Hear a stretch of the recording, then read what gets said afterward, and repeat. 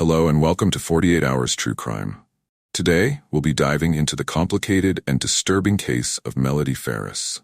This is a story about a broken marriage, hidden affairs, and a deadly outcome. Let's start by going over the background before moving into the timeline of events and finally, my own analysis. Melody Walker Farris was born in 1960 in Georgia. In 1980, she married Gary Wayne Farris, and together they had 4 children. Gary went on to become a well-known attorney in Atlanta, Georgia. Over the years, however, their marriage deteriorated. In 2009, Melody began an affair with a man named Ted, which lasted for a few years. By 2010, Melody and Gary were close to divorce, but ultimately reconciled. Still, their relationship never truly recovered. In 2013, the couple purchased a 9.9-acre property on Purcell Lane in Alpharetta, about an hour north of Atlanta.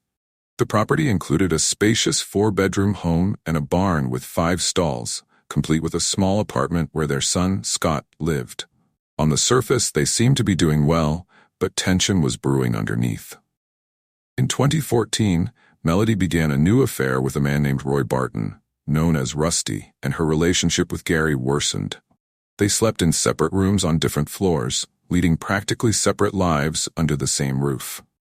On July 5, 2018, Scott made a chilling discovery when he found human remains on a pile of ashes about 300 feet from the main house and immediately called 911.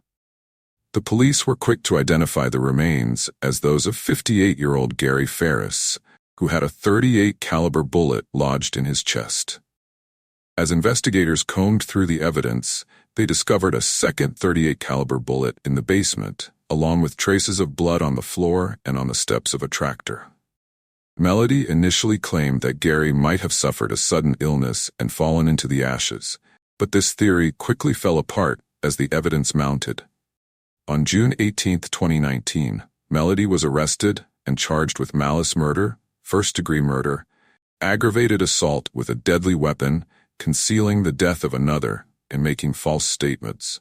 Her trial began in October 2024, and after a prolonged deliberation, the jury ultimately found her guilty on all charges. So, was Melody truly guilty? There are certainly strong pieces of evidence pointing towards her involvement. The couple's marriage had been troubled for years, with Gary frequently accusing Melody of infidelity and even suspecting she might have tried to poison him. He once told their son that every day with Melody is the worst day of my life. Melody had also shown clear hostility toward Gary, even texting neighbors that she hoped he would die alone and in a horrible way. Gary also held a $2 million life insurance policy, a sum that could easily solve Melody's financial struggles if he were out of the picture.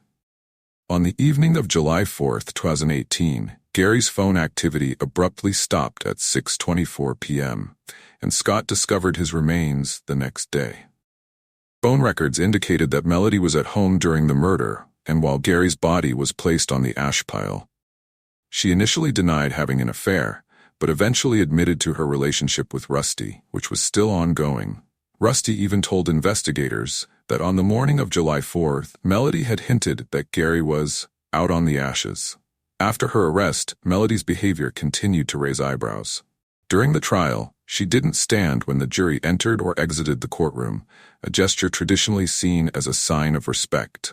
This unusual act may have left a negative impression on the jury. So, does motive alone secure a conviction? Melody certainly had a motive and the opportunity. For her, Gary's death might have been the perfect solution to her troubles, granting her both freedom and financial stability. However, is the evidence strong enough to prove her guilt beyond a reasonable doubt? That's a difficult question. Motive can be compelling, but can it truly confirm guilt on its own? In the end, the case of Melody Farris serves as a stark reminder of the consequences of unchecked greed and selfishness. Instead of choosing to divorce, she may have chosen the path of crime to gain everything without penalty. Many times, those who engage in infidelity fall into a dangerous mindset of wanting everything and go to great lengths to justify their actions. For Melody, that choice led to an unforgiving price. This case is not just about a murder, but also about a life consumed by hatred and personal ambition. Thank you for watching. I'll see you next time for more true crime analysis.